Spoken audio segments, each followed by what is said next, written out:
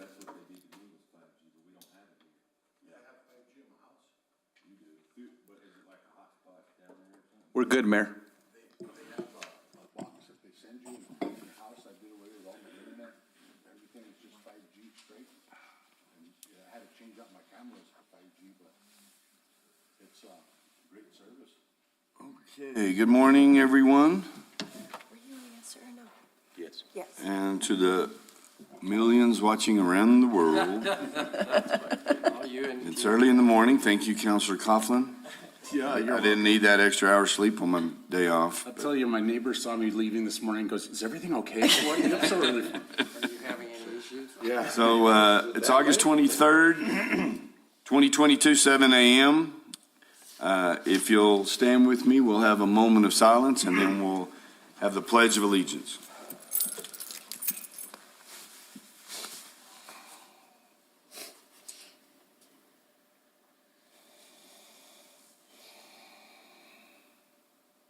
Pledge.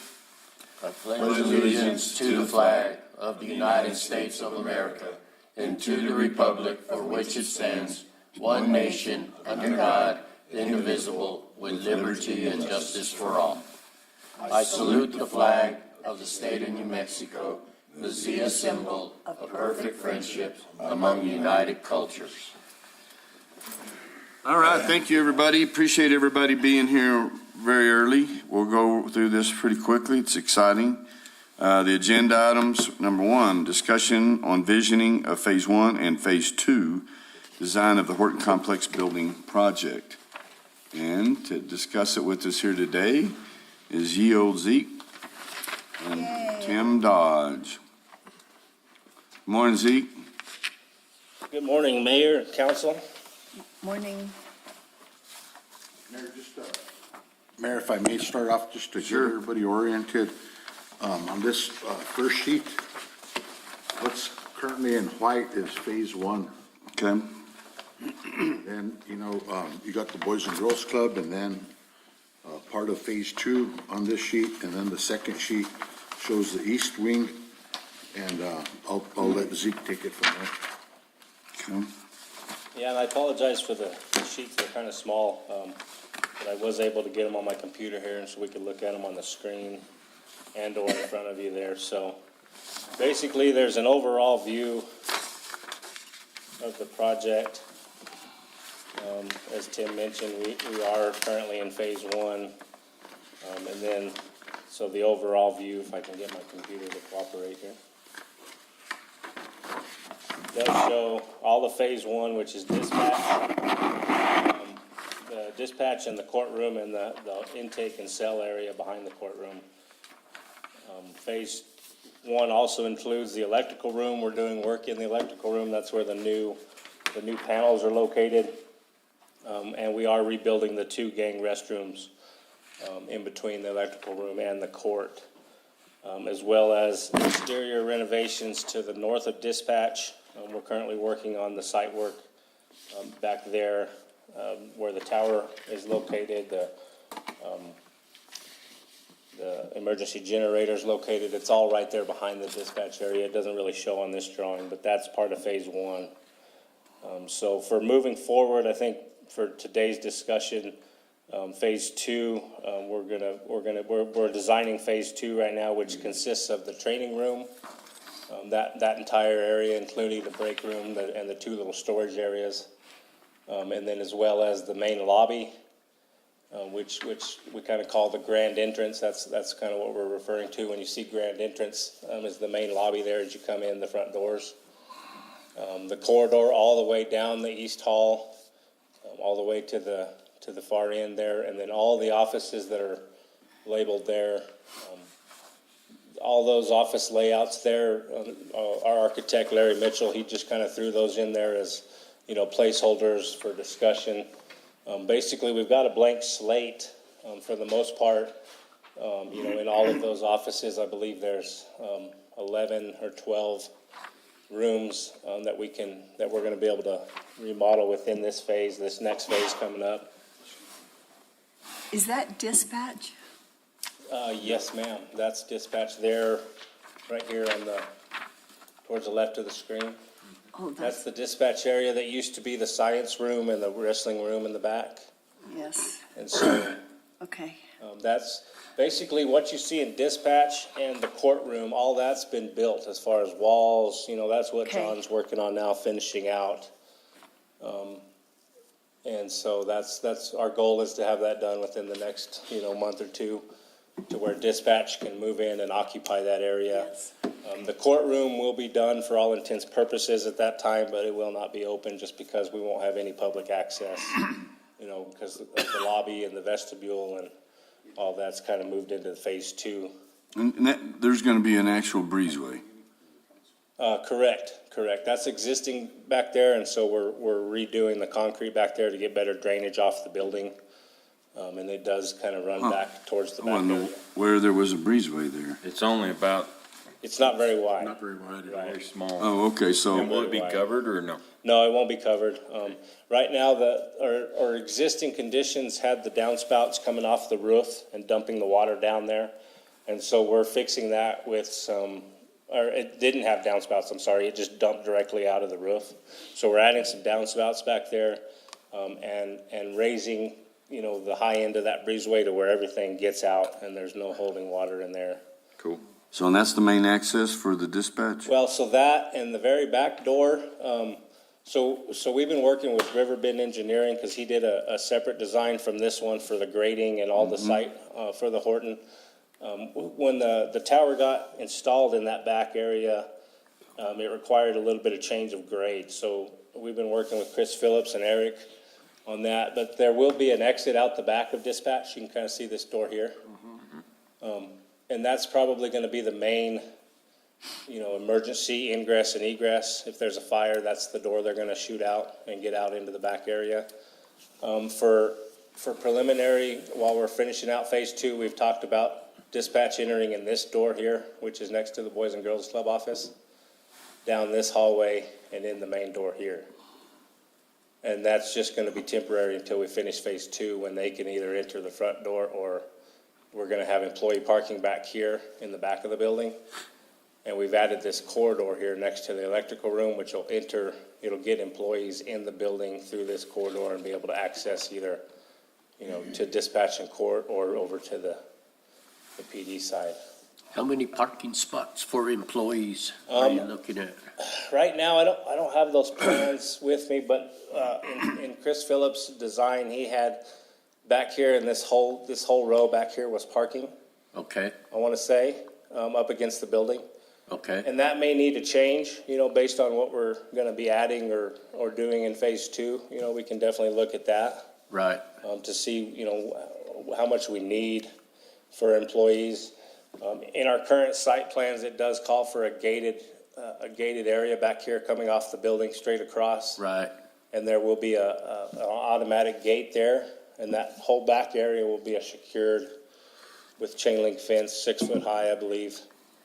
Well, I remember when I took the tour over there last month, we talked about that gate on the football field side, making that more, or the fencing more higher, and it being blocked.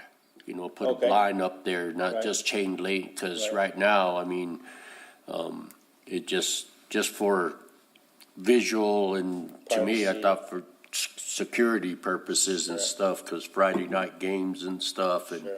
just to kind of, do you recall that, Yes. manager? That's, I just was saying the visual from the field side looking towards. yes, Counselor, I do remember that, and, that's the intent of this meeting, so if there's things like that you want added in, we'll make sure we make note of that and add those type of things in.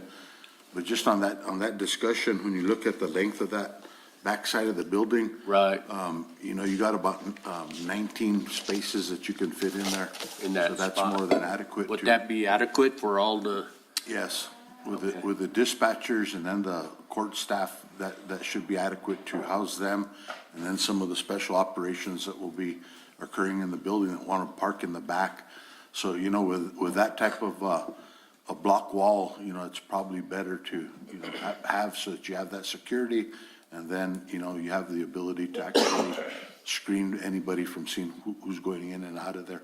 What about off of Dispatch, is that parking for them? Or is that not going to be any parking at all? Yeah, that won't be parking. So directly behind dispatch is where the tower is, the communications tower Okay. is right here in this location. And then the generator is gonna be about where the arrow is now. And then there's just, basically, none of this is usable space. This is about the line of the earth berm that's there now. And then it drops down to the football Right, stands. okay. So this is all occupied area. This tower and generator will be fenced in with 8-foot high, chain link security fence, just, you know, deter people from wanting to climb up on the tower. It's not gonna completely stop anybody from getting in if they want to get in, but hopefully it'll deter them. I do remember the conversation about the block fence because, another part of this phase 2 is gonna be the evidence room or building slash That's right. maintenance yard for the PD. And that's kind of shown in this drawing, just a real rough, you know, sketch. We did talk about fencing in this new yard here with some split face CMU. And so that kind of does coincide with, you know, if we want to put that in the back area here, that would work real well as well. Here where the magistrate court's going, they do have some split face CMU yards, you know, containment yard, I believe, on this side of the building. Mayor Councilor Zeke, I think we actually confirmed that it's on the backside of their parking lot. It's actually chain link, if I'm not mistaken. We talked to them, I think that's what they had said. That was correct, yes.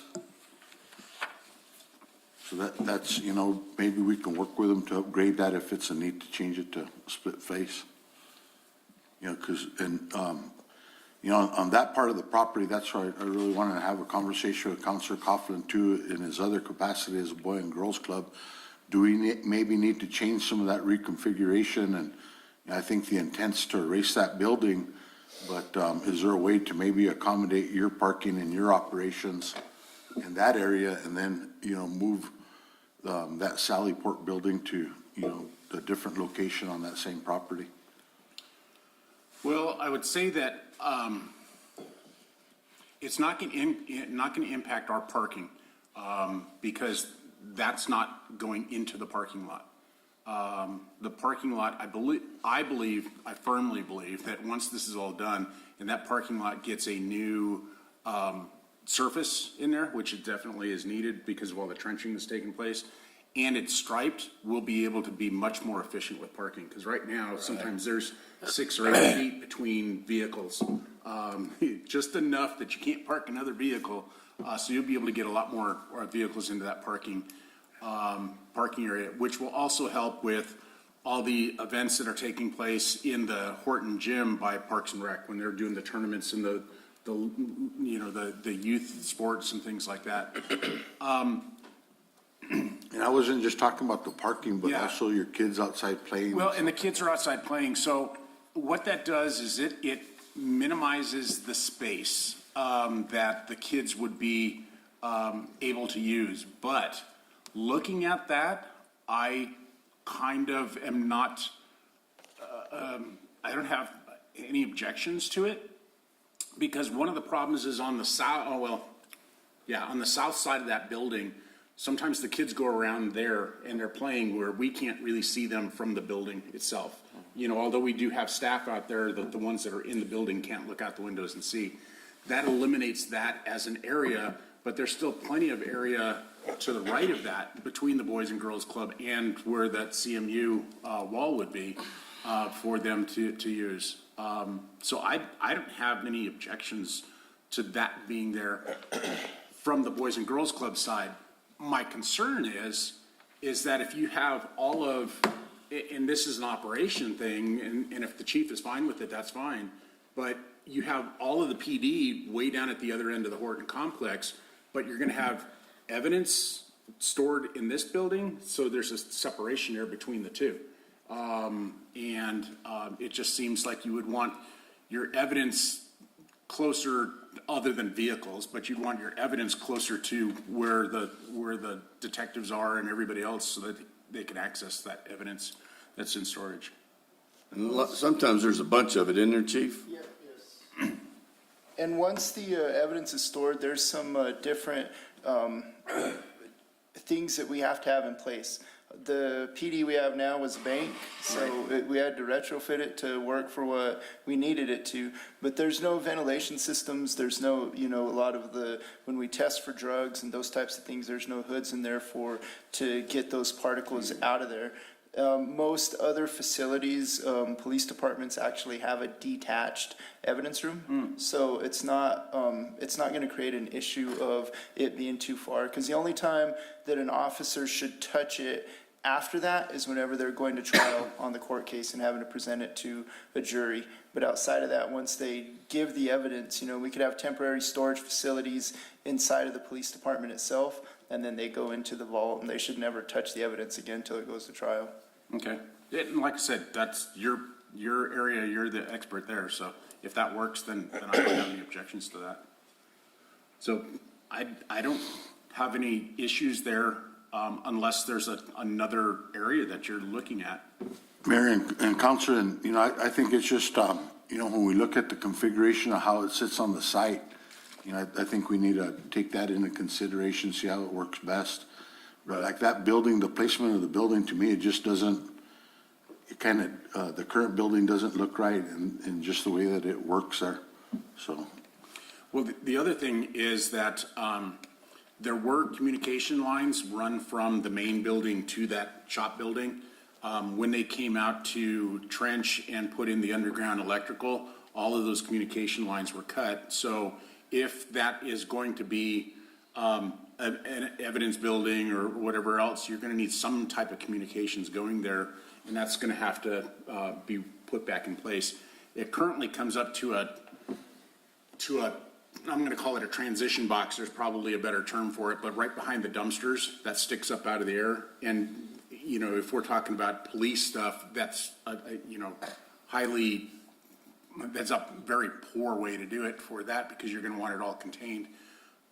But that's another thing that's going to end up having to happen is if that's going to be the location, we're going to have to go back in and retrench that parking lot somehow to get communication lines over to that building.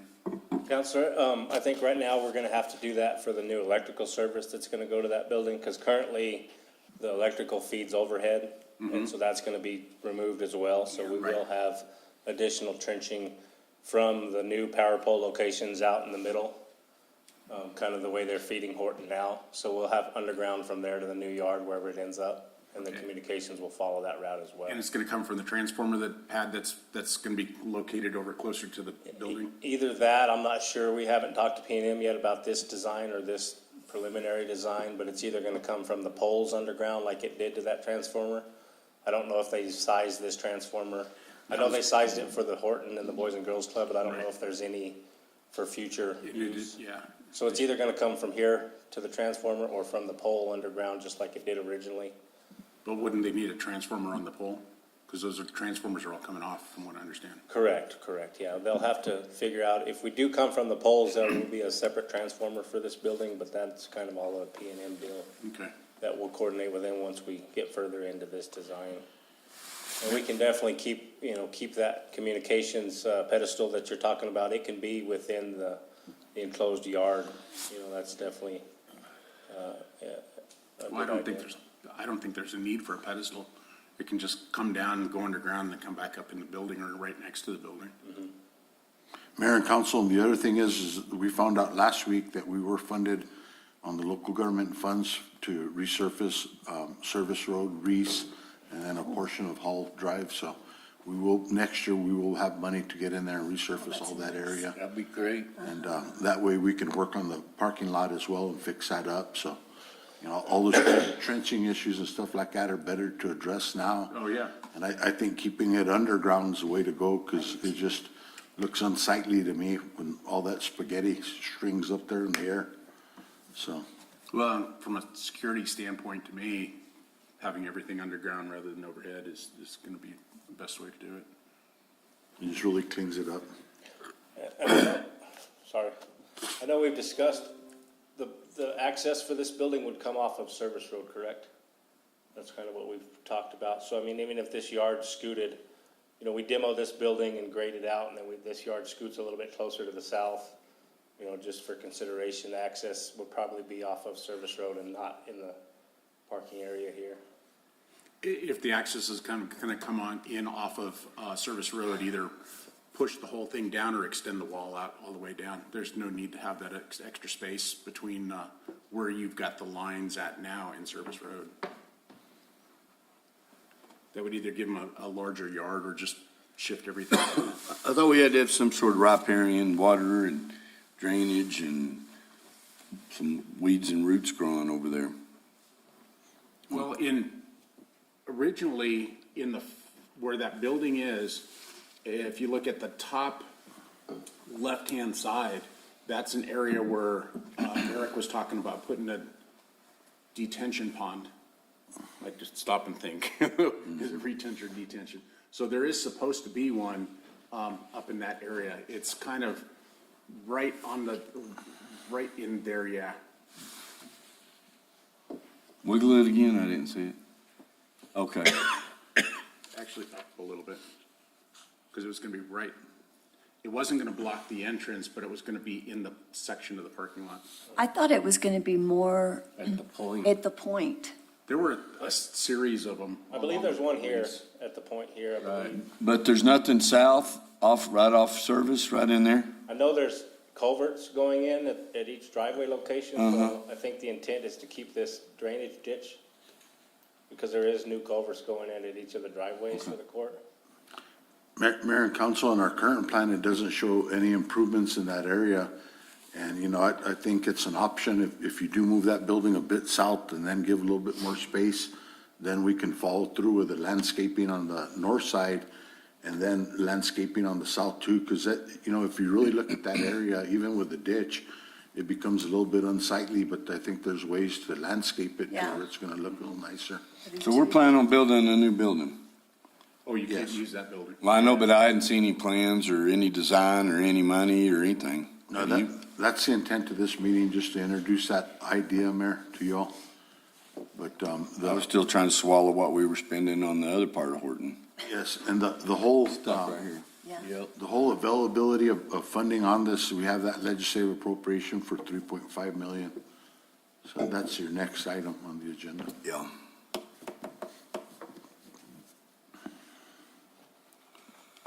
The design phase of this, we've built into phase one. That's where we backed out some of the work that we originally had in phase one. So we didn't have to put more general fund money. And then in phase one is where we have done a lot of the heavy lifting on the infrastructure costs for phase one. But I think the other thing that's coming into play that we weren't aware of before is the fire alarm system. And, you know, normally those are pretty expensive, so. Well, and that sounds, from what I'm hearing, it sounds like it's gonna be an even bigger job because of the insulation on top of the drop ceiling, and that wouldn't meet current code. Yeah, so we're, the code is if you touch it, basically you have to fix it, you have to bring it up to code. All we're doing in the Boys and Girls Club side is adding fire alarm devices. And so technically, we're not touching the ceiling tiles or the We're insulation not replacing all the wiring for the fire alarm only. for the fire alarm, so. Fire alarm only. So if we're going up in the ceiling to replace that wiring, do we then have to bring the insulation up to code? Well, that's definitely a possibility. The way we're going about it, though, is we're not doing any insulation work or ceiling work, only fire alarm work. And so technically, that's all that should be inspected. Okay, You know, if we were taking down the ceiling tiles and taking down the insulation, you know, to replace it or replace the ceiling tiles, then we'd have to come back in and all the insulation would have to be put up to the deck, Okay. to the roof. okay, You know, kind of like we did here in Village Hall, there were some areas of that. right. You know, and so since we were replacing the ceiling tiles, we had to go the whole 9 yards. Mayor, council, you know, it'd be my recommendation that we at least price both options because, you know, see what we get into, look at what all our options are because, you know, I think the last thing we want to do is, you know, not. We have- learned it on the windows here. Yes. You do everything good and then you reuse something old and it doesn't fit. So, yeah, I agree with that. I mean, that's a big undertaking. I mean, we can definitely, It's gonna we be, can look at that, for sure. What's it gonna change the ceiling height?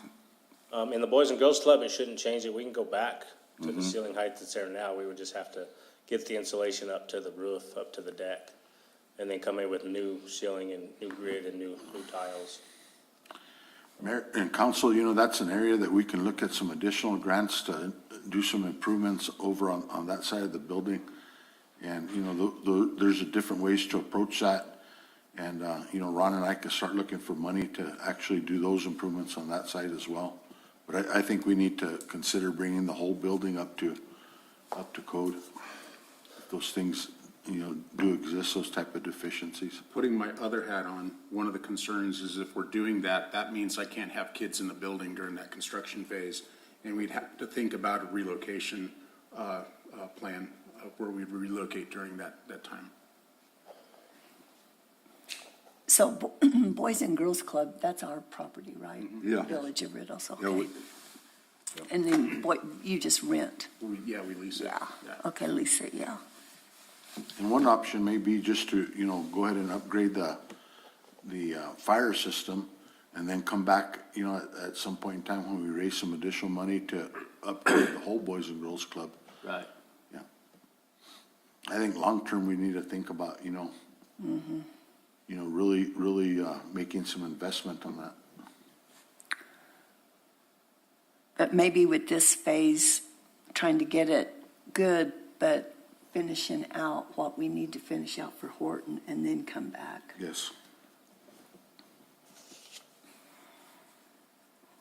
Going back to phase one, Zeke, the purpose of two restrooms in inmate cell area. Is that just so that there's men's and women, or? I believe that was the thought, and we, so originally there was just one inmate toilet. Right, And then there was a smaller closet area right here next to this door that we were okay, gonna use as a cell as well. Once we started construction, we found those walls to not be structural. I mean, you could wiggle them with your hand before we even Right. started anything. So that got removed, and that was a real small area. So that was gonna be one of the holding cells, and then the restroom was gonna be another holding cell and restroom. And so talking through it with the PD and administration, we added a second holding cell, which acts as a restroom as well. So there would be a men's or a women's, you know, they'll be unisex. So if you have Okay. two male inmates, they can both, so where the restrooms are, that is a cell, yes. okay, correct. Both of okay. these are cells / restrooms. Then that makes sense, okay, So there's two of them there. You know, I know there's been discussion about in phase two adding additional holding cells, because right now there's no connectivity between these cells and the east wing, basically. right, And so, you know, and that was, I think, we talked to Chief Chavez about, you know, possibly adding some cells into, you know, this portion somewhere on the east wing, because right now, you know, we do have this Sallyport area, that somebody, you know, the officer pulls up into, and it's gonna be a gated yard that they can unload into this intake area.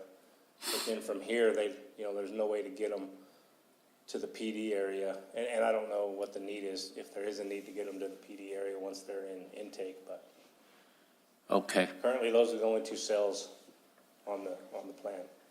And then there's doors on the bathrooms, right? Correct. So in the back of that court building, is that going to be the PD intake, Chief? Yes, we'll have a salad port right outside of that area. Okay, that's just not a holding area for people coming to court. No, Okay. because that, Both. nobody will have It'll serve both purposes. for the, if they get transferred from LCDC, from the Lincoln County Right. Detention Center, they'll come in through that same entrance right And there. so that will do dual purpose. Yep. And you don't hold them, when you're processing, they're not there for very long. We typically don't like them to be there that long, Yeah. but unfortunately with calls and everything, we don't keep them for more than 12 hours. If we keep them anything over 8, that's why you see the McDonald's bills come through. It's not for the officers going to get meals, it's for prisoner meals. So we do have to supply them food if they stay there longer than that. Kids meal, right? Happy meal. Try to get Happy them meal. in a good mood.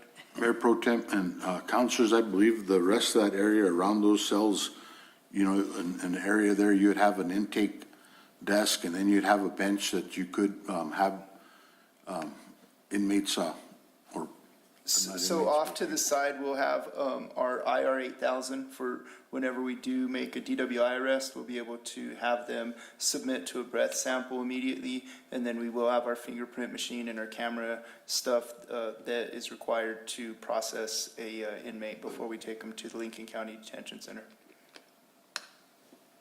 And we do have the networking, we've already looked at all that, everything that we're gonna need to, for those items to be installed in that area. So are you anticipating those two cell/restrooms are going to be enough holding capacity, given the potential for officers bringing in suspects at the same time you're running court? It's gonna be, the cells are actually bigger than what we have right now at Okay. the current facility. So it'll be a little bigger, and it'll be, more accommodating, to the inmates. And then 100% more, officer safety for the officers getting in there. Because right now, if they need to use a toilet, we have to take them out of the cell, let them use a toilet, and then put them back in. So you have that time frame right there. That's an opportunity for an inmate if they did want to jump an officer or anything like that. So this will actually enclose them, keep them confined, and then we won't have to monitor them or actually take them out of a cell to use the restroom. Oh, so that the restrooms are right in the cells. Right. Okay. And that's one of the other, I know that was another change order discussed because the restrooms themselves are a little more expensive than just a regular commode because it's the stainless with the commode on the bottom and then the hand wash system like directly right on top of it. So it's all one unit. They can't take it off and use it as a weapon or anything like that. So Got that's it. why they had to redig the chases right there with concrete to make sure that they were able to secure them properly. And that was my first thought, that, man, these are gonna be expensive, so eliminate one and just, I thought that whole area was gonna be the holding tank, but if each of those are cells, then, Yeah, and I can understand it that. serves as a better purpose, because right now, when we have suspects that are in there, especially on a conspiracy, co-conspirators on a crime, they can fabricate their story, talking through the invisible wall right there Right. currently, but this will actually separate them, and we'll have a little more separation and be able to eliminate the fabricated stories that come up. that makes sense. That makes sense, so, okay. Okay, moving on.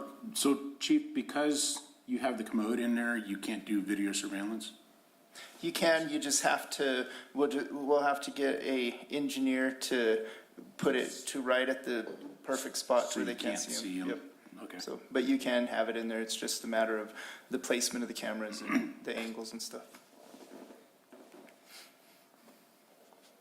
Okay.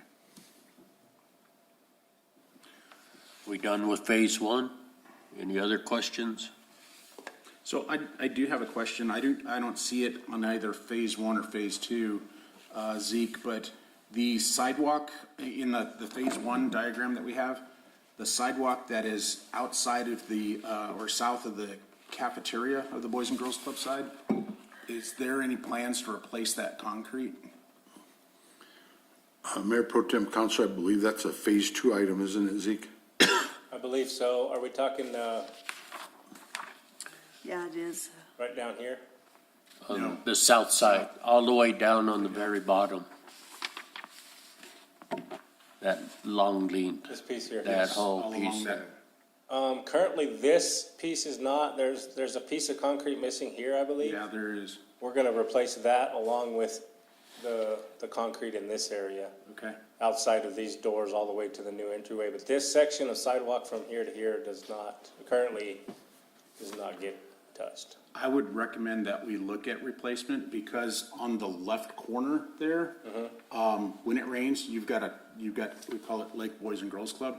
And all that water is coming back, against the. Against the building, huh? And creating problems with the stucco and the block walls there. Okay.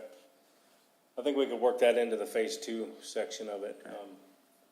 Right now, currently, phase one does not address that. Yeah. It had sunk down a little bit and it's tilted back towards the building. Okay.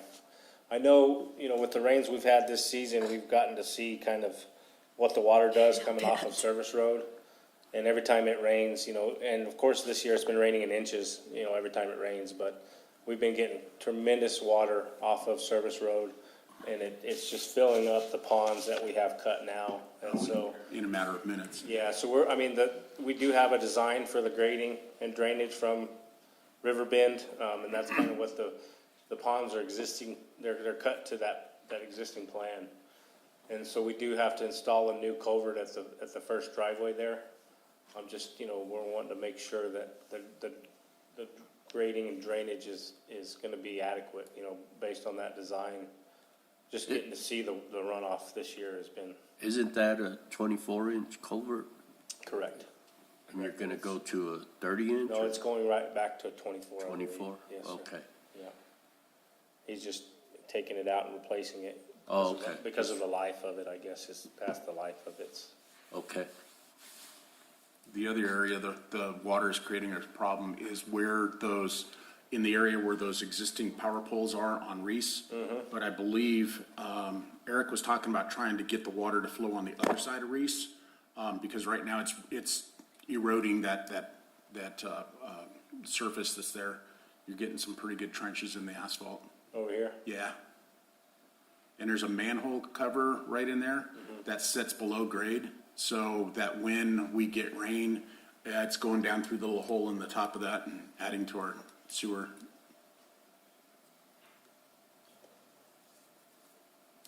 Water's always run really hard down through there. Yeah. Yep. It sits probably about that much below grade, so we probably need to put a collar on it and raise it up just a little bit. But if we're gonna redo Reese, that would be the time to do that.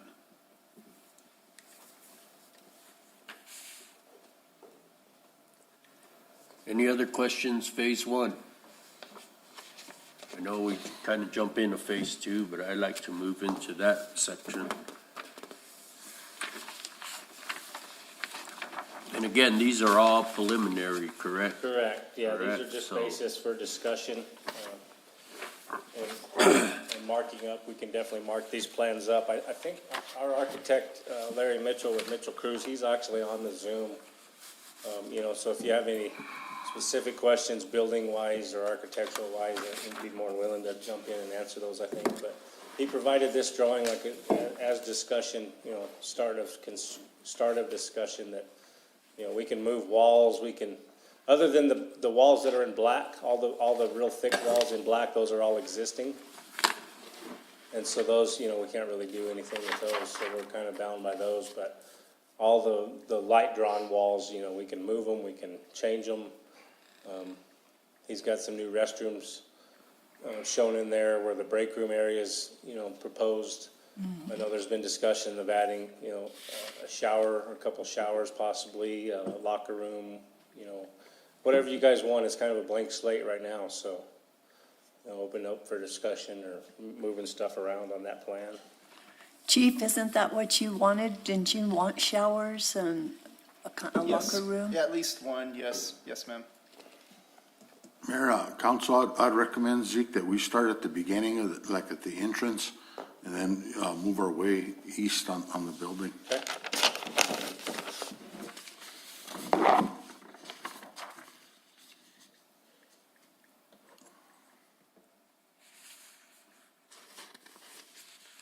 Currently, we took the lobby area out of phase one. This vestibule area, we haven't done anything on the interior finishes here, other than sheetrock in this corridor, in the main corridor east, they call it.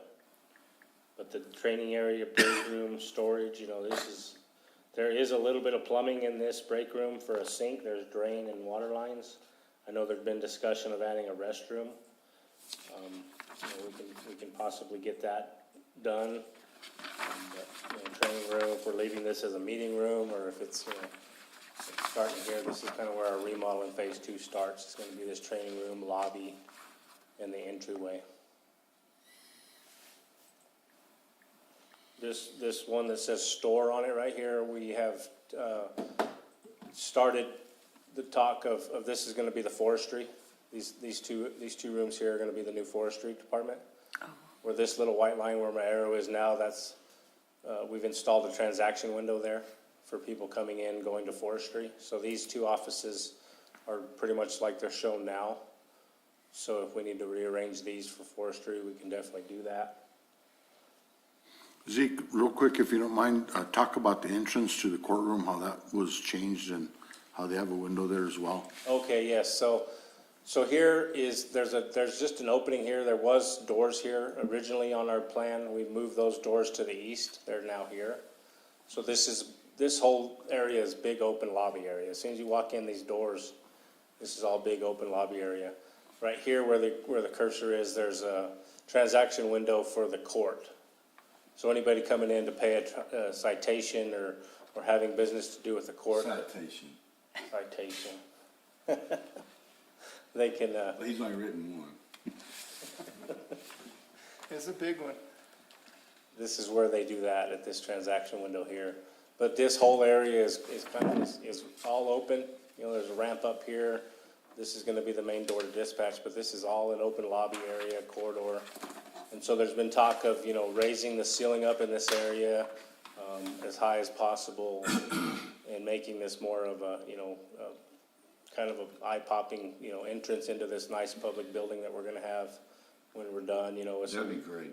different kind of mosaic tile or something on different style flooring than we have in the, you know, courtroom or any of the other offices. But it's, like I said, right now we're looking at a blank slate, other than the dispatch and courtroom area and the restrooms. So Zeke, when you come into that lobby, and if you were to turn left and go down towards the dispatch, is there a door anywhere in that corridor? Right here on this curve. So nobody will be able to get past this door. This will be an access control door, which will be card reader only Okay, to get into it. And then same thing with this door into dispatch. Both of these doors, we had to add this vestibule in the dispatch because I think the regulation is you have to have two locked doors between the public and dispatch. So there's a little vestibule here. Both of these doors are access controlled with card readers, and then same as this door here. so why not move that one that your cursor's on down to where that breezeway is? Because there's no need for public to get past that point. Which point? To Right get in past there. right there. The ramp poses a problem. Correct. Oh, okay. Originally, we actually had double doors designed right here at the top Right. of this ramp. But code didn't allow, it didn't have enough flat landing area outside of the doors with this ramp down. And so this door was deleted. We moved it over to here to add the second door into dispatch. This door has always been here, so we left it there to keep anybody from getting basically past this point. Which door's always been there? This one here on the corner. On the plans. Correct. And so that one remained. We had to remove this one, and it kind of did open this whole area up. Now you walk in, I mean, it doesn't go anywhere unless you're going to dispatch, but there was no other way unless we added a door down here at the bottom, which just closed, you know, really boxed in the lobby area. So that way, this way it's opened, and And there's enough flat area at that corner for a door? here, Yeah. yes. Yeah, the ramp doesn't start till about here, and so this landing is adequate here. Well, because the southern part of that is a ramp. And then I think this whole area right here is flat. Okay. And the ramp starts here and starts here, so this door works good here because you got flat on both sides. So card readers the way to go on those, and will those be reprogrammed periodically? In case there's one lost or? Yeah, I and that's, think we're losing those magnetic fobs, right, is what we're proposing? Yes, and the system that we're looking at will allow us to go in there and delete the issued fobs or, you know, add more into it. That way, if somebody quits or gets fired, we can immediately go into the system, take it out, and then they're not usable any longer. Or loses one? Or loses one, then we can assign another one, so yeah. Always quit and fired. So they're individually programmed, not generically. Yeah. I just wanted to make sure that, because I know the ones that we put out there that we've already, you know, they can't find their tag, you know, they're busy working, they drop it off their clip, and then next thing you know, we got a guy wandering around back there that found it. I know that happens, but there it shouldn't. You could always do a retinal scan system. That's what I was wondering if we could do that, or a thumb and tongue at the same time.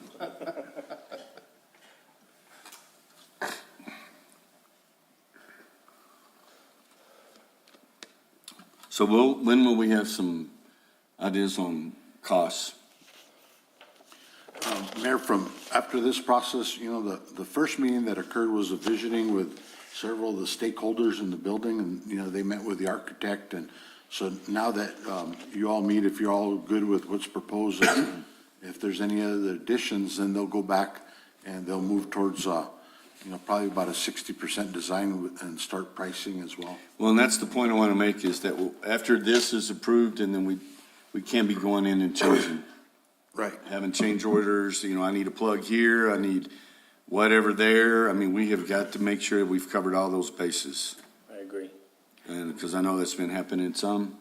So Yep. who else and what else, where else do we need to talk to and make sure we've covered all that? Because once it's done, we need to make sure it's there. With everything that's proposed, Mayor, then the designer will go back and meet with them with individual spaces and see how the rooms are configured. And like, for instance, that training room, I would assume would go through and say, what kind of media outlets do we need and where do we need them and stuff like that. And make sure we think them through. It's just like the one in the mayor's office, after we thought through all that, really that plug isn't in the best spot, the floor plug, And nowadays, that type of hardwiring is not even Needed needed. anymore. Existing. All the Bluetooth technology, and I think it's a lot easier to just go Bluetooth and you move it where you want. So all of the, I'm sorry, go ahead.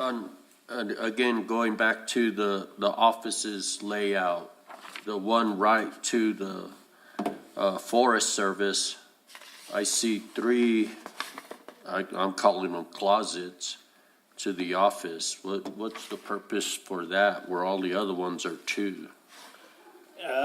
Like I said, this was just put together for discussion only. I don't know Okay. if any of this have any, real thought behind it as far as logistics or. See how? Yeah. I mean, and are those gonna be offices, Tim, or are they just closets or something? Their offices. So you would come into the big entrance room there, and I guess that's like a waiting room to go in and be interrogated by the chief and stuff? Or- I'm a little confused with it. I thought that one was a little bit further over where we're using for the forestries and the foresters. That's what I thought. I thought that because each of the foresters could have their own office, and then if they're talking to you or showing people, and of course they meet with them out on the field, but, because kind of like what they had at the office annex, they had their own little office. Yeah, and this layout can be moved around however we need to. I think forestry is gonna go in this square here. Right. And so, Kathy and we could separate this office, we could, this wall's here right now. But if we wanted to remove that wall to open this thing up, we could definitely do that. It's not a load-bearing wall. If we wanted to put, these style cubicle offices in this space here, we could fit a couple in here, or we could remove this wall and fit a few cubicle style offices here. And I thought that's what we were gonna do in that first one is have, cause Kathy will have access to that window that you put in. Right.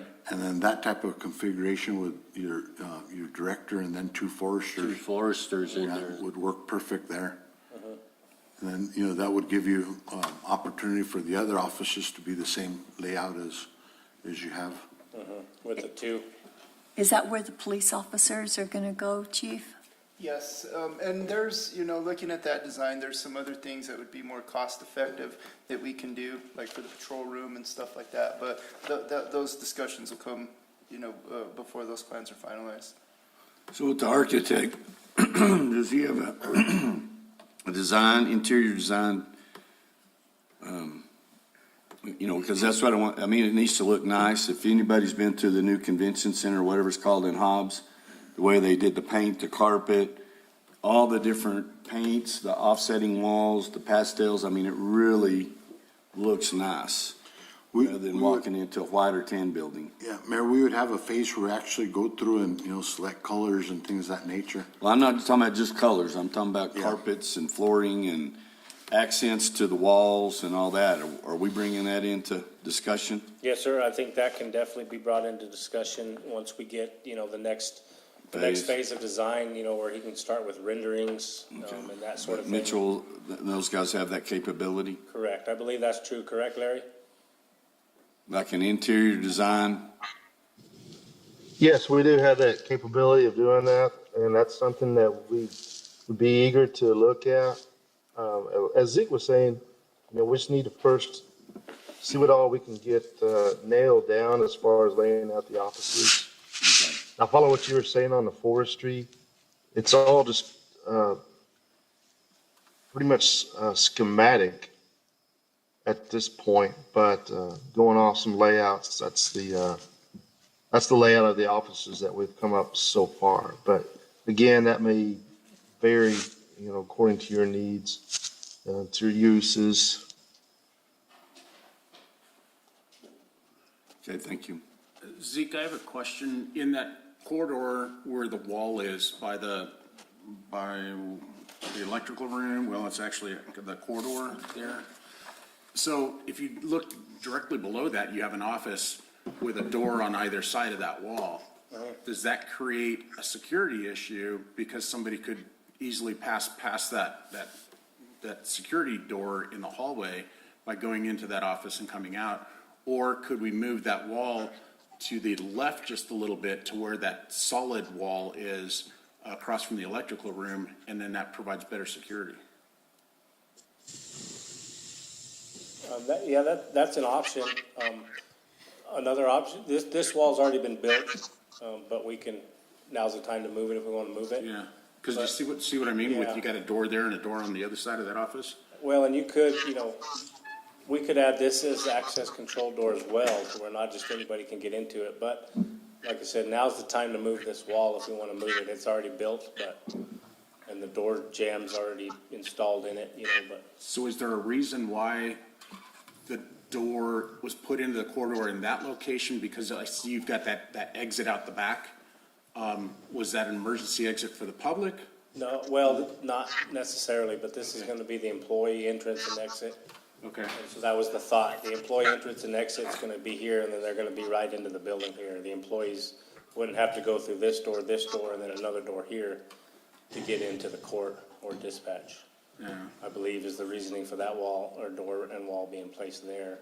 Mayor, Because you have the same issue with this office. I mean, this office is going to be part of the PD, but there's no way to move this door far enough to. Right, because of the restrooms Right, there. so you've got the same deal here, but I see what you're saying with the pass-through here. Yeah. Mayor, Counselor, Chief, wasn't that next set of offices your records? It was, I thought the records was gonna be on the other end in that other entrance to the east of there. But I don't know, we hadn't really decided or discussed what was gonna go into that office.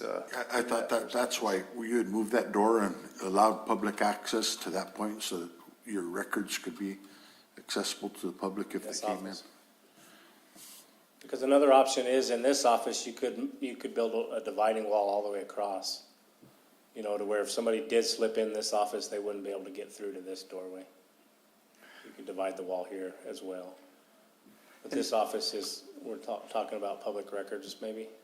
And I'd like to have a little more input on that because there's some designs out there to where, especially in the patrol room, I mean, we don't really need that many offices in every single room. You really don't. So some of them can be an open concept. And if you have the patrol, like if you look at our patrol room right now, they're not individually officed. They have workstations in there, but you don't have individual offices. So, I mean, like your criminal investigators, you'd want one in there, you'd want a spot for secured interrogations, those types of things. But there's, I would like to speak, amongst us with the engineer, and I think we can make it more cost effective without having to add so many walls, access control points, doorways, because all that, your jams and everything else starts rising your cost of your things. And if And we, human nature is, Yep. after a year or two, you're gonna have what we have around here, doors left open, propped open, people carrying stuff back and forth, and Yeah, so so- we need to make sure that we don't make it so cumbersome that people find ways to get around it. Exactly. And that it does what we need done. Make sure we have plenty of rocks. Yeah. Just have wedges cut in out everybody's some- back pocket. Wedges. So that's Mayor- one thing. Mayor, Council, one of the things that I saw that was left off, Chief, is your physical training room. Yeah, and see, and I don't see a spot for that, so I think that, I think we, before anything gets finalized, we all need to go back to the table, put in a lot of our needs, you know, because we always have wants, and we have wants for different things, but as far as the needs go and the accessibility and making it secure, I think that we can come to the table that would be more cost Chief, effective. I think now's the intent, you know, to kind of introduce to the council what you want. What you want so we can, Yeah. So, and I don't, you know, without putting it down, just some of the tables, I mean, so like, for example, one of the patrol rooms, if you used one of those, the bigger rooms and knock out the offices themselves, there's different designs of how you can structure your workstations and have your, you know, computers for every officer to go in there and do reports, and then the networking and all of that. You know, one of the other parts with your records, we may want to consider having some type of a filing system the way that you guys put these rolling devices in there, because that's will save a whole lot of space and those types of things. So I think we need to look at that option also. And then whenever it comes to our investigators or our interrogation room, we need to think about putting cameras in there and audio. That way, when we're interrogating somebody, we have everything accessible immediately to those, like we do at the current facility. So there are some things that we need to really consider. As far as the layout of our patrol room, we're going to have state police in there, you know, opening them up. They don't need to have individual offices either, the way that they're designed right now. You know, if we even had half a classroom, because some of those classrooms are huge, and, you know, you can put a dividing wall in between both of the accesses that are there now, and then create your patrol room or whatever you had to do on that point also. Zeke, would you show me the showers again? Mayor, the showers aren't drawn on here, but there is 3 restrooms shown here at the break area. So that's where the new plumbing's gonna be coming into the building. So anywhere in this area, I mean, we can move this break room and this configuration, you know, up and down this wall, you know, in any of these rooms, but I would like to see the showers kind of close to the break room / restroom areas, because that's where the plumbing's gonna be. So that can go in, you know, first office, second office, third office on this side. Well, I was just thinking about the workout area and, Yeah, that should be near the shower. and the noise that's associated with it, Correct. you know, that it's not interfering with other offices. And So right that now you have it in the basement, right? Wish we had a basement. Well, I thought y'all had one over by the steps down over to the other building. Yeah, it's on the other side, yes, on the That's what the officer admin used side. years ago, they'd call it the basement, and they took me over there. It's just where you Oh. go down to your little Yep. meeting room Yep, and all right that there. area. It's still in the same Mayor, spot. so I'd recommend we take a look at that northeast office right next to those restrooms. And you could probably utilize that for a physical training room. So even if you use that most northeast office there, or building for a weight room or whatever we needed to, wouldn't it be easy enough to push the plumbing through that wall on the east side of it? You just cut a hole in and Yeah. utilize that same For sure. bathroom. And then you could use that same, you could use it, you know, and you're not having. Shower to- on the, Yeah, just put the showers on the other side, and then you have that whole room there for our workout equipment. Well, I think that's a good idea. We can, this section on the east side can be the workout area, and then the showers will be Yep, located somewhere along that wall. this wall here, correct? So what is this big training room over by dispatch? Or instruction. Where's the Christmas? Oh, So, training, Yeah, more not like an training. instruction, Okay, got it. Meeting, training. Educational, yeah. BA. Meeting room. Okay, got it. Yeah. Okay. And then, next to that, you got that break room in the back. Wouldn't that be a perfect location for that, officer room that you talked about?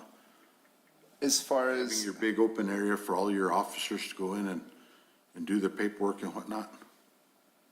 in the break room itself? No, next to the break Oh, room. next Yeah, to the that's break a good Yeah, one. yeah, and see, and that's, you know, that, we could put them in there, in that area right there, because it's kind of centrally located. You have a exit out the front pretty close to it, you know, on the, let's see, that'd be the south side right there. So that would be a good spot for it, you know, right in that area.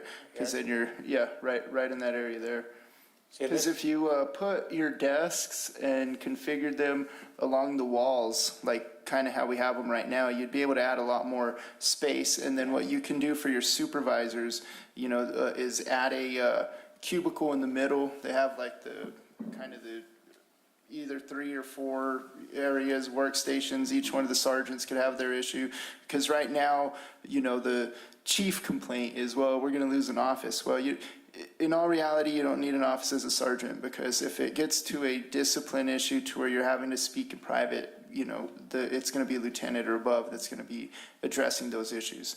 You know, and they'll have access to other spots if they need to have a conversation in private. But I think that if we use that area, we don't need to add so many offices, you know, doors and rooms and walls and everything inside of each one of those. But if we just have the tables and workstations in there, it would be a lot better and a lot more cost effective. So if I understand you right, take out all those interior walls. Yeah, so yeah, like in that area there, if you took out Take all those out. took all the walls out, took the doors out, you know, that's a whole lot of, That just you know, opens up sheetrock that and big. everything in there, so it opened it up. Basically, we just have to run networking, make sure we have all of our power supplies and, you know, everything for all of our Right. computers in there, so that would, you know, would just go into it that way. And then you're also saying in the middle, that's where your sergeants would go? They're in the same office. They're, Okay, you know, got right it. in the middle of the, so basically, you know, you'd have all your officers the way that council's sitting, and then your sergeants were Zeke's sitting, you know, Right, kind of right. that concept. So you just have to trench through to that area to put in your communication and power lines. The networking. Yeah. And then, do you have an office for New Mexico Game and Fish as well? So that would be, we're one of the other offices, we could do that, or we will do that. Put Game and Fish in there, and then we'd probably need one full classroom for state police for everything that they have going on. But theirs can also be the same way. Theirs might need an office, you know, a secured office inside of it, you know, inside of the bigger room, so to speak. But outside of that, they wouldn't need much more than one classroom. Because one of those classrooms will double the space that they have right now that they're utilizing in there. So Chief, I think we had talked about, you know, utilizing that east side for state police, and then Game and Fish right next to them, right? Yes, The southeast? Yes, and directly across from where the workout room would be. Yes. that kind of gives them their own little private Yep. space there. And then Game and Fish right next to them.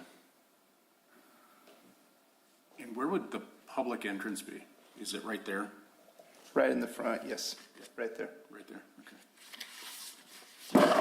That's where I was confused, Chief. I thought we were not giving public access to that site. That's what I thought too, that everybody had to come in through the front by the, And then you'd have by meeting rooms forestry, and- and that's, We could, I mean, we can do that and put them up in the front, and then that would be the perfect spot for the records portion, you know, but we can have the same entrance there. That would be way more cost effective also, doing it that way, and just having that entrance for employees that's on what I that, would. on that east side. suggest. Because that's what we have now. I know I go in there, dispatch Yeah. comes in and then buzzes me in, and then somebody comes to get me out of the waiting room. So, yeah, we could definitely do that. That's not an issue at all. We'll just keep that entrance there, specifically for officers to enter. And that's another controlled access, just a door up from there? Yes, And then next to that, then that's where you'd have your chief and deputy chief offices. And then I believe you all talked about the next room over being an open area for like a small conference room. Is that right? we can, but once again, that would be, we could even split that in half to where you have dual access out of each one of those doors, and then you're not having to worry about that area of security whenever you walk in. So where's your training room gonna be? The educational or the lift Educational, where you bring in people and you. down by the dispatch, all the way, All the way to the other end? all the way at the other end. In that room we used to meet in, What? in the meeting room that we used to meet in before? Yeah, Right there. And that's a pretty good size room. Yeah, that's. a big Yeah, room. but one of those offices on the south side, like in the center, when we were meeting, I think you talked about using that for a conference room. Like if you know, you had two different meetings going on, there was still a conference room. Yes, available an there. executive, kind of an executive conference room. Yes, sir. And that would be closer, probably the next room over from where the chief's office would be. And see, once again, that would be, you know, we could eliminate some walls and some door jambs and doors in there. See, I was expecting for you to say remove the walls in that area and make that the chief's office. I don't want nothing that big. Just kind of getting back to that, and I'm just kind of trying to remember, Mayor and Council, some of the discussions we had. I think the reason, Chief, that you located the wall where it was is because that's where the records was gonna be, and then the general public coming into the main main entrance would have an opportunity to go in and access or have an access window or door Yes. to the records and be able to request that there. Yeah, and then they would still be that's right, and then have the accessibility to the main lobby there. Yeah, so you still have those two classrooms where you could put in a big, you know, records management system, and then the next office for the records custodian, and then, you know, have that access window. That's what I recalled our conversation. So this one next to Forestry being the Records. record room, so we can go in and just ask for anything? Oh, yeah. and then the next one would be what? I think that was the records room, so you could have access directly in from the PD, and then the second door that entered into the corridor would be a public records access for the public. That's what I recall the conversation, when that wall was talked about being moved. Well, see, if we moved that wall from the down right past where the bathrooms are, couldn't we use the most, let's see, that would be the most west door in that second next to Forestry, and put it there, and then that would secure everything down. But I think you talked about not moving that wall, Chief, so that the dispatchers could come in through there, use that as an entrance when they're on the. Yeah, well, see, whenever, I know that we had discussed that before, but dispatch would have access to it, and then the courts would still have access directly on that exterior wall going in straight into the courts, because that was the main concern, was the courts having access to other things. But, I mean, if we want to leave it and let the court have access to it, that's fine also.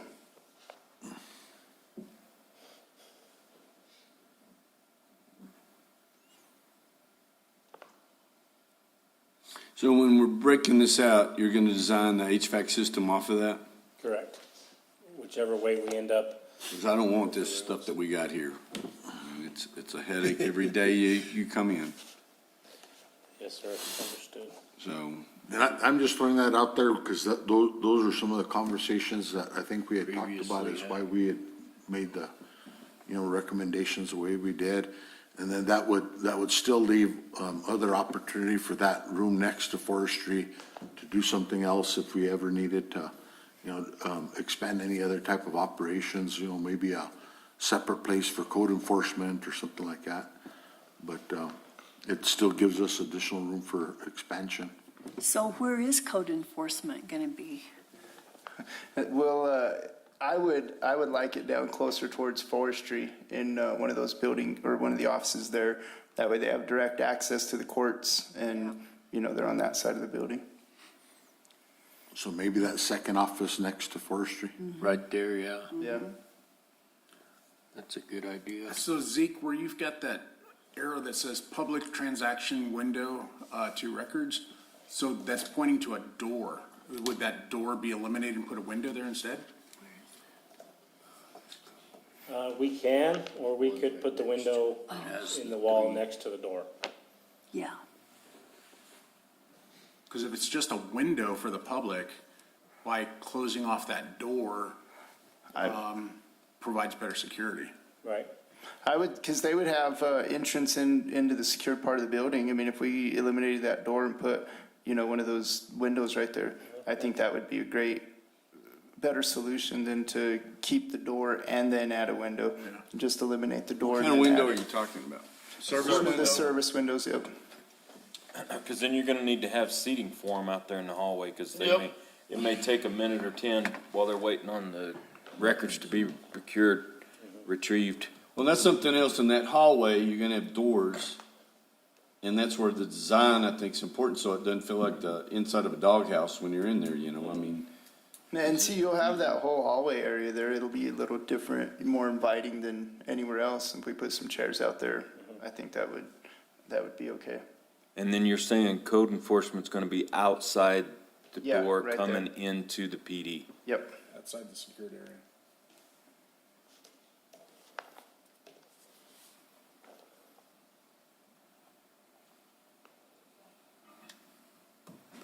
So would those doors from the hallway into code enforcement be secured? Access control. Access yes. control. Where would you do fingerprinting? We wanna give that to the schools. Or the Turn it over racetrack. to the school? We wish we could, but. I know, that's where I was gonna ask, because when my kids get a little bit older, I may be driving a school bus.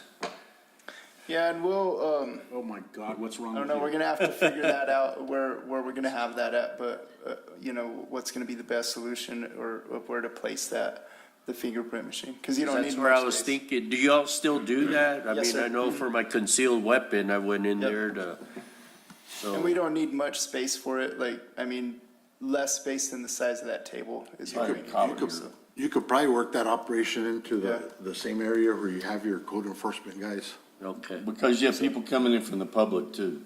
Yeah, it wouldn't, Yeah, that's, that's the Insurance part people, that I was brokers. saying. And then you need a space for them to be able to sit down, But or does just the, stand around. who does that? Is that the records keeper? that does records, that? and then, Chris Eisenberg, the evidence tech. They take turns doing it. And then we're actually there's somebody that put it, maybe Hannah Cooper, put it on their goals to get trained in it. So we'll have at least one other person being able to do it also. Okay. So the way it is right now, you get buzzed into the secured area, but you don't want them coming into the secured area to do fingerprints any longer? No, we don't. We keep them in there. So if there's 3 or 4 people that show up at the PD at one time, that are scheduled. Bring one at a time. One at a Right. time. Yep, we Okay, walk them back the rest there. of them wait. Okay. But so what I'm saying is, would there be, like along the side of that wall by the electrical room, that's a good place for some chairs for people that are waiting for records and waiting for fingerprints. But would you take them through the double doors there into the secured area to do the fingerprints, or do you want it located outside of it? If we had to, we would do that. I mean, it could be something that we No, take. I'm asking, what do you want? What do I want? Yeah. To eliminate the fingerprints. Well, that's not gonna, Yeah. that's not gonna happen. Because if but it goes to no, the schools, nobody's gonna be able to get fingerprints. You could probably work that into that same area that we have, like for, I would say maybe code enforcement, somewhere where there's an access control. We're not going, penetrating too deep into the PD. So we can put it near the front right there. And, it does, like I said, it doesn't take up much space at all. And we could, do that. And it's not like it's a constant everyday thing. We only do it twice a week, and maybe right at the beginning of the school year, we'll get hammered with, just inundated with people needing fingerprints. And then every now and then when a nursing class graduates, we'll get inundated with them for a little while. But once those phases go by, I don't know, maybe a handful a week. Yeah. You know? Well, I know we typically have to call Chris and schedule it to Yep. make it easy on him. You still got detectives and interview rooms? We See, haven't so addressed that would be, that's the next thing we're gonna have to discuss, is where we would like that, because we're gonna have to think about the networking that we need in there for our interrogation rooms, for the video and audio surveillance, and then the room outside of that. So the way that it works right now is we have an office that we're able to monitor the interview in. So if you have a detective in there interrogating somebody, you have officers in another room that have knowledge of the case that can literally talk to the investigator and say, hey, ask this or ask that, or, whatever questions aren't being asked. So we'll have to have those two rooms pretty close by. And then I would say putting that near where the detectives would be in one of those rooms also. See, and I think we had talked about that going back into the secure area and the parking. So that's like the one next to that corridor. That's where we had talked about putting your Yes, special ops. right in there. Because the other thing is if we ever get to the point, we want the narcotics agents parking in the back also, so they don't get burned with their vehicles if they park in the back, and then just have the access straight in, and then their office immediately in that area of wherever they're coming to. And that's one of the things that we had also talked about is, we've started those conversations with the sheriff and with IRA and trying to accommodate them here so that we can look at acquiring this building from them, the one next to the library. How much room are they gonna need? They literally have one office that they have here, and it's small. It's, I don't know, maybe the size of Cheryl's office, if not a little smaller, but it's not very big. Probably Cassandra's office, that's a better description. Chief, what about, over here at the police station, we have a garage. So are we going to have anything like that, like to back up the cars that you bring in? That's where that building that we were talking about, where evidence would be, if we needed to secure a vehicle in there for a search warrant or something, that's where we would complete that operation. So we'd have a big garage door. Okay. The only operations that we would have or need on that property is the tower. That's the only need that we'd have moving forward.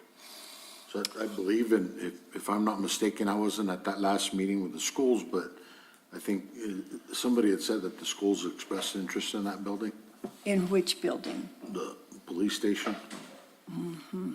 That'd be good. Yes, Oh, when yes, we they were did. at that, because they asked, what are we Yes, doing they with the did. old building? And we said, selling it. Yeah, So- you're right. That's So right. show me again the holding cell. It's in the court. It's in the court.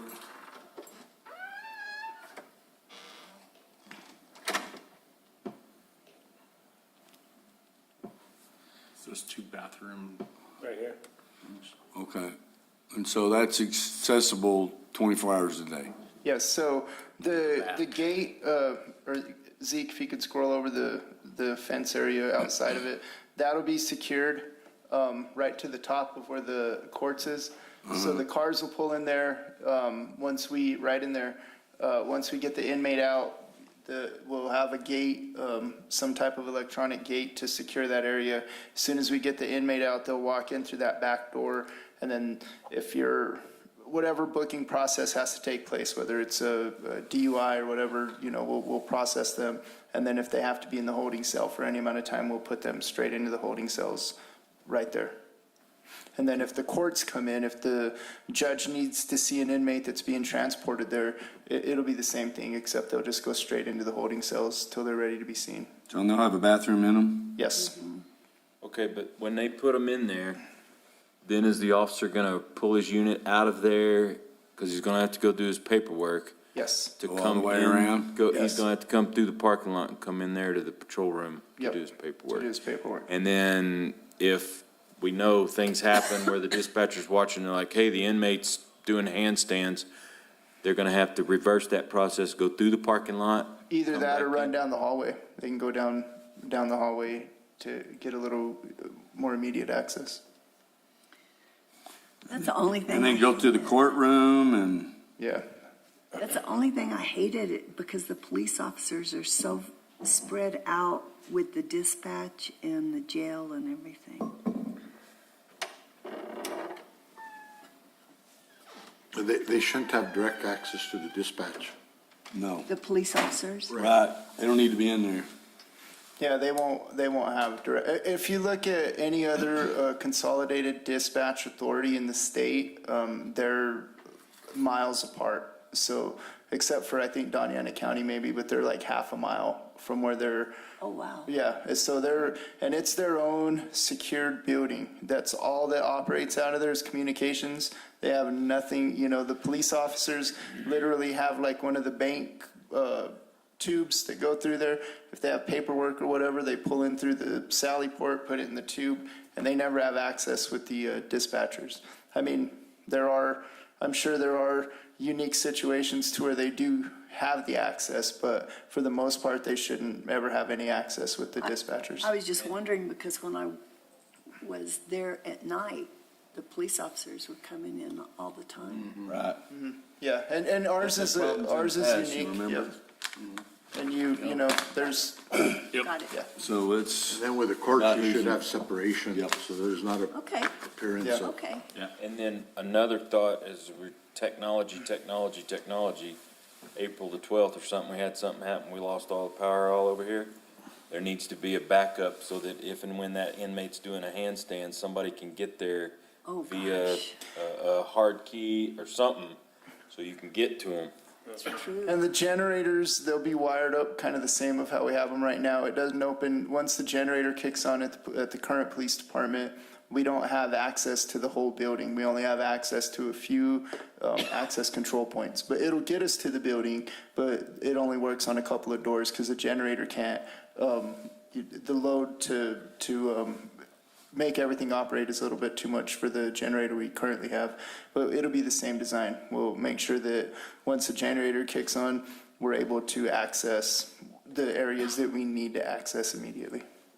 and you still need to have a fail-safe, like the hard Yep. key, because our generator failed out this weekend when we took up the power pole because somebody put it on standby.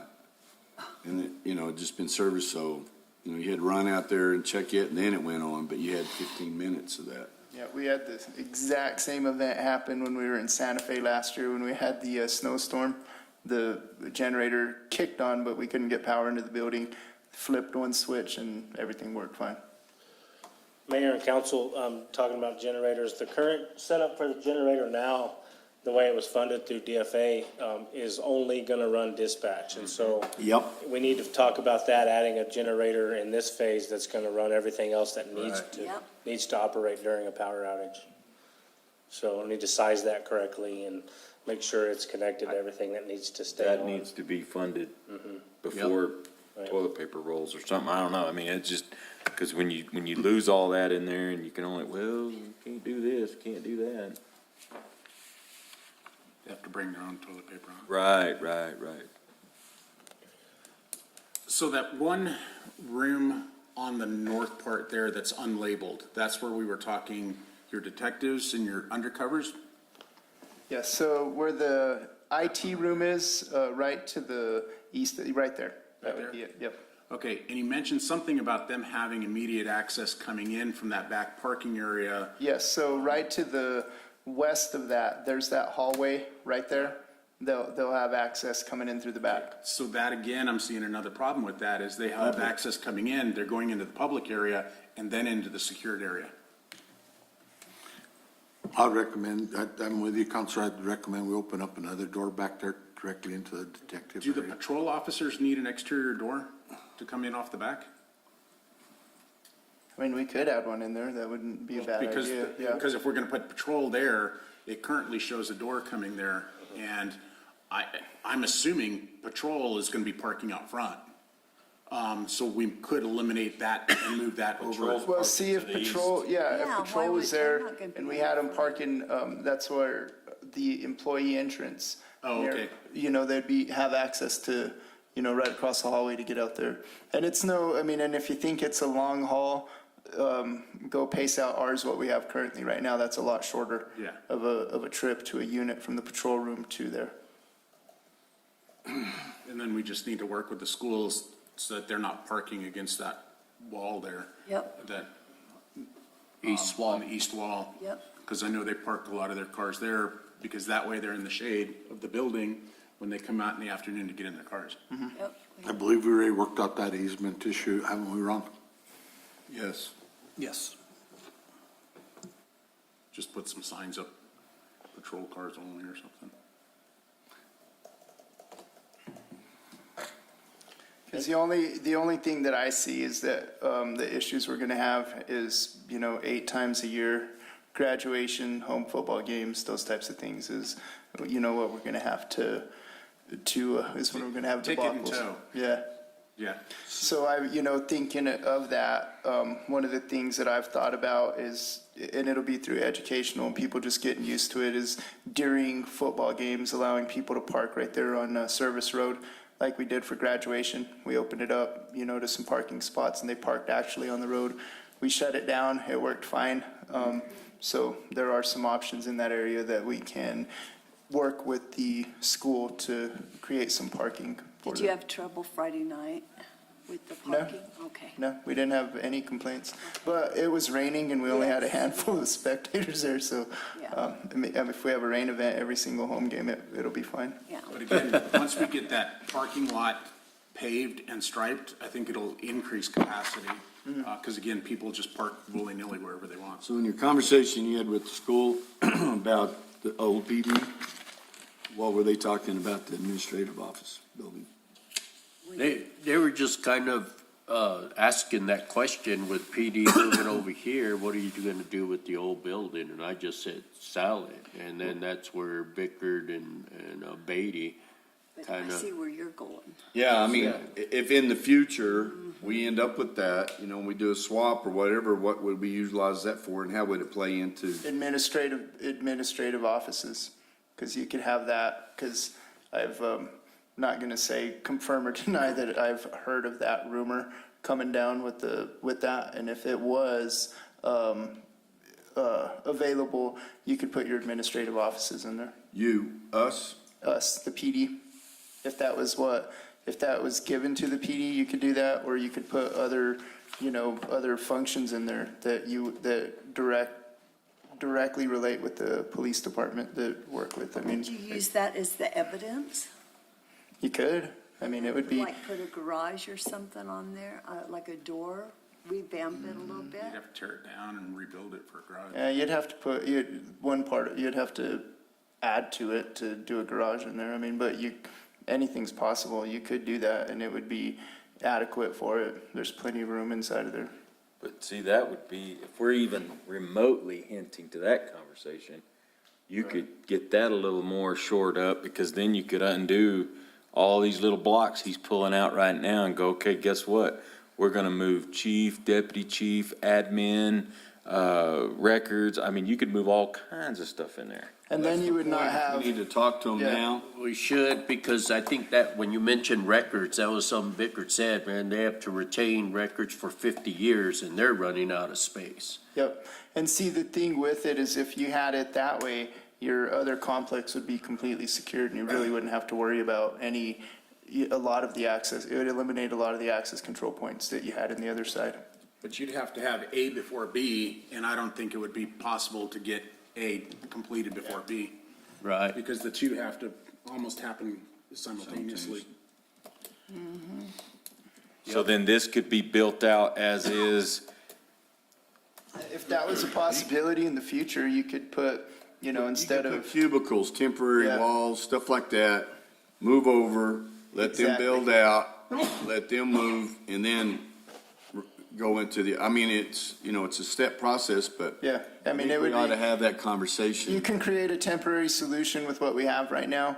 If that was an option, later on down the road, and you would have all operations, you wouldn't lose any type of operations. And then once the other portion of it was available, you can go into moving what you needed there without causing too much of an issue Mayor. in the current. Mayor and Council, I think you actually are accommodating the PD in that space in Horton right now.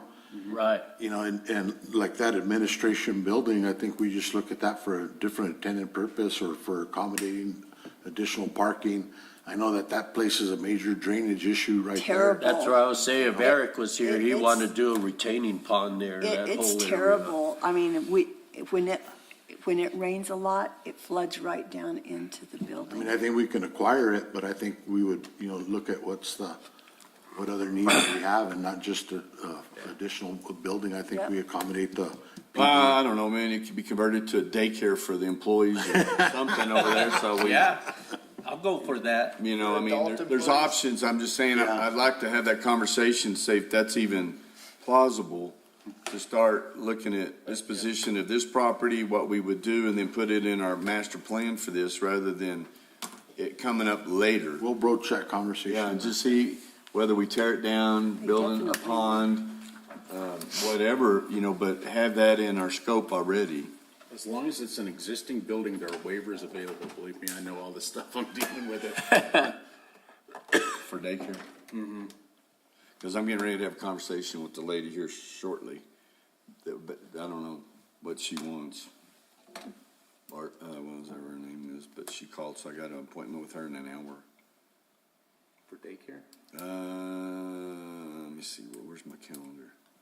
So I didn't know if you, I was gonna ask you about her, Deborah. Oh, yeah. Oh, yeah, I'll talk to you later about it. okay, Mark has butts? Mm-hmm. Okay. Okay, moving on. So, Zeke, I can't read your notes, but where that patrol room is, we're gonna remove that exterior door, correct? Correct. Yeah, okay. And move it over here to the Move it over there, investigation. yeah. And there, he also shows one out the break room. I don't think that's necessary. But we can, you know, that can remain. I see that as a weak spot. I right would there. say, the less amount of exterior doors that we can add, the better off we are. So Right. if we don't need to add any exterior doors, that, I would feel better about it. Cause you just create more security breaches. If they're on a break, do they need a place to go out of the building to smoke? They can walk out out can the walk out side. one or There's, the other. if they can get their steps in to go smoke and get them back to regain the Yeah, lung make them a capacity nice they smoking diminished. area right at the grand entrance. We might have to have a gummy bar or something, but I'm not sure. So what's the topography on the backside of that building? I can't see, I don't remember. How far down is it to the ground level? It's, Mayor, pretty it's flat? fairly level right off the Yeah, building. it is. And then it slopes to a ponding area in the very Okay. back. But this whole area against the building's fairly flat. Okay. Yeah, there's a lot of space back Yeah. there. I mean, because the one thing I looked at is, can we drive an ambulance back there Yeah. for an inmate? And you can. There's plenty of space back there to drive an ambulance or a fire truck if you needed to. So it's pretty level, and the pond is far enough away that you can get whatever you need to in there. So in phase two, are we gonna surface that area? Correct. Yes, sir. Asphalt or gravel or? Asphalt. Asphalt, okay. Yes, sir. And that was in phase one, and we took it out to move stuff around when we Right. move stuff around. So it will go back as asphalt.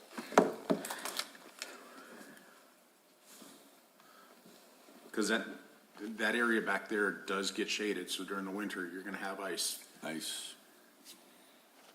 So Zeke, if you could do me or do us a favor, email that to Ron, because I just put chicken scratches of all the room and I can't read that, and then Ron give us all a copy so we know what we're discussed. Because I'd really like to, people to mentally walk through this thing and think Yes. of because every time we do this and then we find out what we, and walk through that make sure it's going to be functional.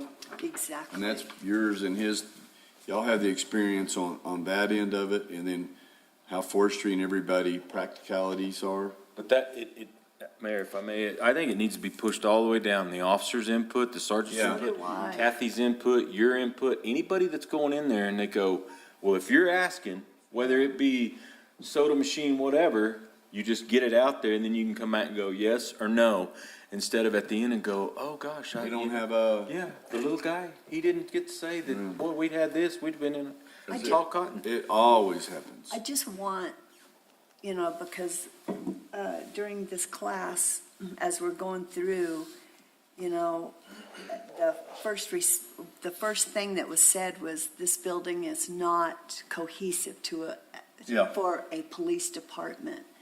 I don't want the police officers or whoever's going to be in that building to come back and go, gee, we had the opportunity to make this an efficient place to have business and we messed up. I don't want that at all. Well, 'cause I- quite I honestly- want it to look, I want them to be very proud of what is going on here. Quite honestly, I feel like I'm wasting my time right now. I would like to have that from you guys there, then we see it, rather than me, but what ifs and candy and nuts, we'd all have a Merry Christmas. I don't know what you need.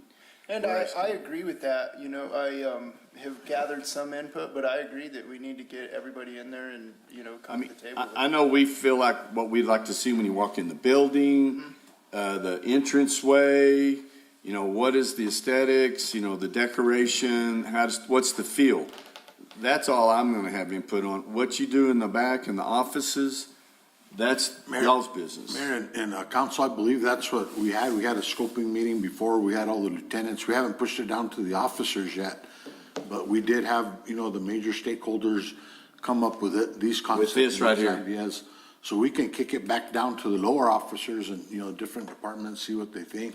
But it's just like some of the employees that you talk to, some of them are saying, we don't want up these plexiglass windows and all this high security. And then you talk to some of them that say, no, we want this plexiglass. And what happens, it depends on if, there's a shooting or there's a crazy person, then the awareness is heightened. And then why didn't you do this? And then it goes away, and then we go back to comfort and easeability and all those kind of things. And so I want to take all those into consideration so that we can weigh them. And then who is the expert in the industry on this? I mean, is that Mitchell and those guys? I mean, these things have been done before. Some of it needs to be weighed in, Mayor, by, like, for instance, on the evidence rooms and stuff like that, there's people that we need to consult with. When it comes to the PD, there's certain people that we'll consult with as well on security and things of that nature. But, I think, White Sands has worked on similar projects like this before, and I think we're on the right track of addressing all the issues. But just kind of getting back to, that type of security issues, like Kathy, she's great with public. She wants to be there face to face with them, right, Dick? And meeting with them. So like, oftentimes you actually set that up too, and it just depends on what level of a person feels, Well, like the deal in Fort Stockton, they have a deal, and the guy was telling me that they would incarcerate people, and then they had an area where they stored evidence. Somebody broke in the building through the rooftop unit, crawled through the ductwork to get to the unit, the storage unit, stole all the drugs that were there, and crawled back out because they didn't put the bars through the ductwork. Just little things like that I would never. I said, somebody did that, and they go, oh yeah. They got up there with some battery-operated tents, just zipped around and picked the unit up, set it over, and right down in there they went. And little Alfredo crawled all the way through there, and they busted Alfredo later because he was hopped up on the stuff. But I'm like, who would have ever thought of that? That's the ripples and the what ifs. That I want to make sure that whatever we do, that we've tried to think it through. And if it's been kicked back up, and then we've picked this out, then push it back down and see. Does it work? Come back for the final. Okay. And I think that would be good input, because I promise you that most of my staff is, you surround yourself with people smarter than you are, and they're going to think of stuff that I'm like, oh, you know what? I've been out of the game on the streets for so long. They may be thinking of things that I completely have forgot about. So I think that would be a great idea to have their input in on it. I just think it gives them accountability and a feeling that, Buy-in. exactly. And then just the access points for durability. If we're going to have tile, what are we going to have when they walk in the door? Are we going to have carpeting, something that's maintenance? One of the things I'm going through, we've tried every kind of slip-resistant stuff, and all that does is attract dirt, and it looks terrible. And so we're looking at an indoor-outdoor, very durable carpet as you walk in that keeps the rest of the floor. Those are the kind of things on the access points, and and that stuff we'll have to do, but where are they going to be coming in and out? How do they see, it's a little concerning to me. They lock up the guy and then they have to go back around. That I see as a major issue. So there could be some things that, we, somebody else has a better idea with it. Well, I'd rather go to get an eraser and Zeke move walls and lines and relabel deals now. Then when we get it, it's like, Yeah. this is just, Tear that wall down. yeah. Well, if you need another processing room there, right there next to what we called where the officer's big room is at, you may consider right away, because that's used to, very close to the utilities there, putting in a holding cell or a processing area. Just, there. just where they can sit down and talk to you and get you hooked up and then what's the liability gonna be for us if you drop him off? Like I said, he's doing handstands or whatever, Zeke, I had a question on the exterior, on the lighting. I know P&M was working with you all. They were disconnecting some old light fixtures or whatnot. Do you have an update on that at all, or?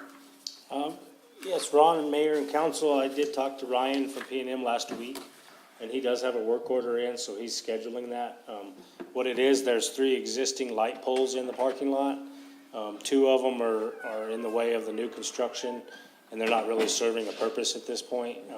So they're gonna delete those those existing light poles. So the work order's been scheduled, but no work has been scheduled yet as of last week.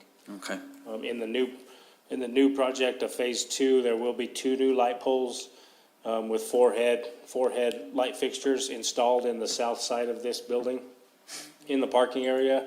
And then there are wall pack light fixtures around the building that should put off a sufficient amount of lighting for the exterior. Going back to the comments on the cell and the holding areas, I honestly think it's a good idea to have those included somewhere on the PD side.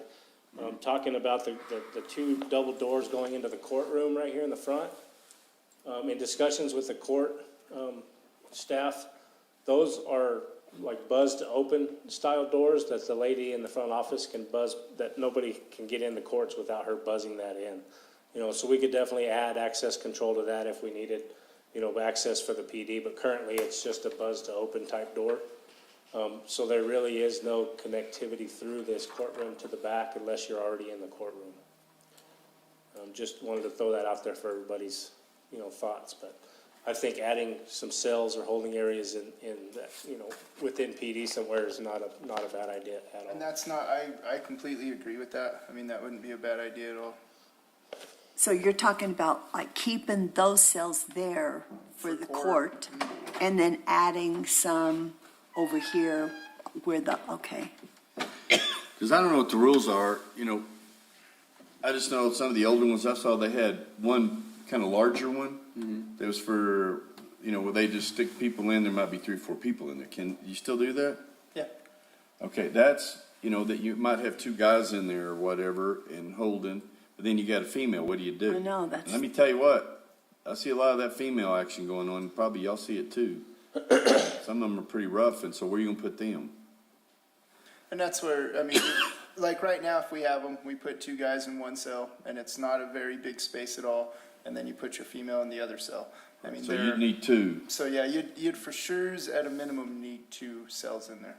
Okay, And then you'd have to have 2 more bathrooms. yep. Yes, you'd have to add that into it. Yeah. Boy, the building just ain't big enough. Like building a barn. You say, I'll never fill it up. Oh, yeah. Yeah, you will. It's like my Well, house. Yeah, you will. But part of it is, Zeke, do you know the existing classroom, how many square feet are in each of those? Each one of them's a little different. I believe these square ones on the south side are like 30 by 30. Don't quote me on that, but that's roughly the dimensions. That seems about right. Yeah, this bigger one up here, it's a little bit bigger. There's an existing bathroom, I think, in this corner. Right. Which doesn't work, of course. We're gonna have to demo it out, but this one's a little bit bigger. But most of these square ones are looking at are roughly 30 by 30, So about 900 square feet. roughly. Okay. So, because I know when Region 9 was in there, they just had a lot of excess space. Yeah. And I think part of it is utilizing space properly. Because that one big one you were talking about, that's where the receptionist was. And she had so much space up in there. So it's just utilizing that. Because, if we're talking just the way I'm looking at it, those down on the bottom 900 square feet, and you're taking about half of that for those two smaller offices, so those are 225 square foot offices. That's pretty good size office depending upon the usage. Do you remember why Region 9 didn't just stay there and take it over? That's a huge place. Yeah, because it wasn't an option. They left, they were still in the building when the school district owned it, and they were gonna raise the rent, so they were able to go and over to that Citibank building at the time and have a better layout for that was conducive for them. Okay, I was just curious. Yeah, the rent was gonna go up pretty substantially. So the architect just texted me, and that each one of these squares is 720 square feet. 720, okay. 30 by 24. So, like I said, this one's a little bigger, all the rest of these are, Yeah, so you just might wanna look at, what are you gonna do with that common area? You know, how is that gonna be utilized?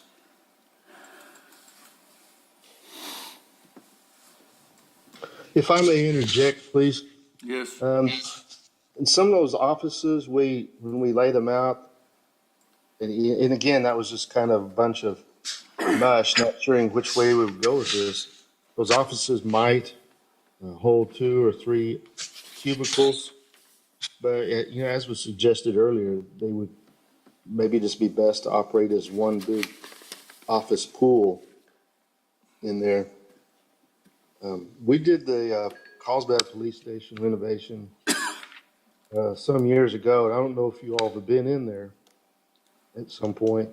And it's just an old hospital, but we converted it, and it actually turned out better than what I was hoping, expecting. But we did go in and just because of the way it was laid out, with 2 rows of columns down the middle, and then we gutted it entirely, and then came back in and filled in the offices. If that's something you might want to consider, I don't know. But these corridor walls are masonry, and I don't think we'd want them. Yeah. We open up, just don't know what you're going to open up and what you're going to find. What we don't But want to find. You're able, the way it's, given the existing construction, it's good solid bones, to be able just to gut the inside, so where all those classrooms are, and then go back in and fill in, where you need your spaces.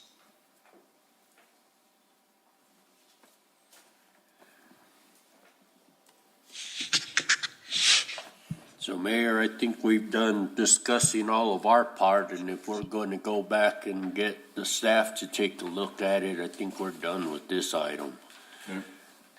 You agreed? Yeah. Okay.